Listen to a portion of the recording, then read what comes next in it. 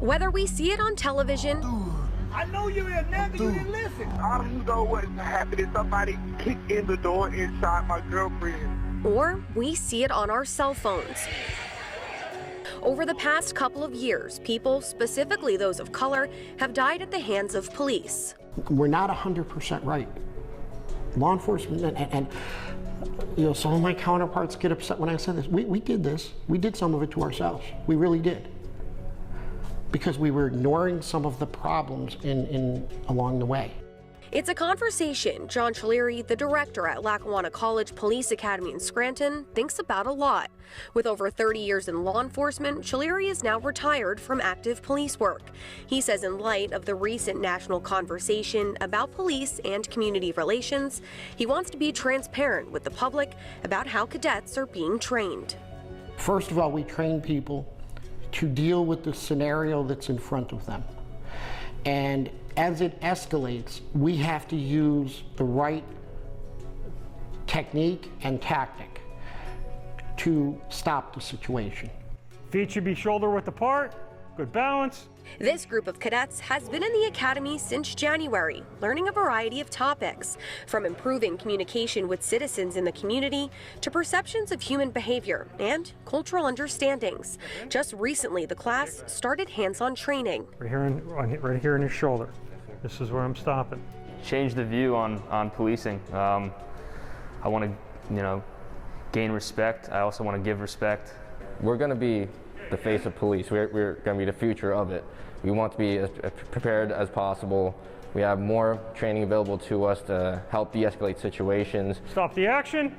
But Sergeant Phil Myers with the Wilkes-Barre Police Department says training doesn't just end in the academy. Officers learn more when they're on the streets. I know that they will do some scenario-based training up there, but even though the scenario-based training will give you a good understanding of what could occur, it's a little bit different when those controls aren't in place, where you don't know exactly what the person's going to do, and there's an actual true reality that you could be either hurt or killed and not go home to your family. At the Wilkes-Barre City Police Department, upon graduation from the academy, newly sworn officers will start a 3-month field training officer program.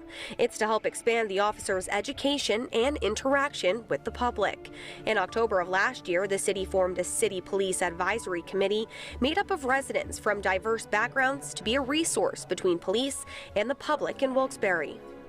It's just to ensure that policing is equitable for all members of the community. Wilkes-Barre is taking the steps that they need to take, and with those committees and with that board, I think that that's a first step into just making sure that we don't see a situation like Minnesota, and I hope that we never do.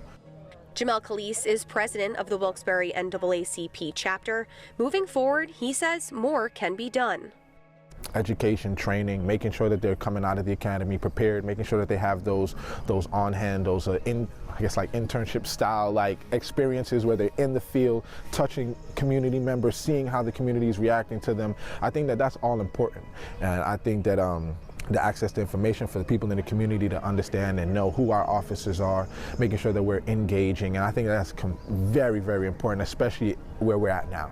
When you build trust with the community, then you have a relationship with the citizens who then feel they can talk to you about different things. We have a lot more people that are eager to get the job done. We have more committees now than we've had in previous years, and I think that's because of the energy that is around people wanting to see change. Looking ahead, Lackawanna College Police Academy officials say by 2022, all municipal police officers in the Commonwealth will be required to complete hands-on control tactics training. And step back.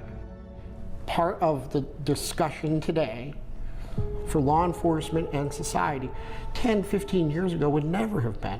And we have to deal with that. There's different acceptable things that are acceptable now and openly discussed what needed to be, and that has to happen. Never would have been discussed 10, 15 years ago. And that means law enforcement has to continually train to address it. And continuing an open conversation between the police and the people is something all involved believe is needed to help keep the peace in our communities. With photojournalist Corey Burns, Amanda Eustace, Newswatch 16.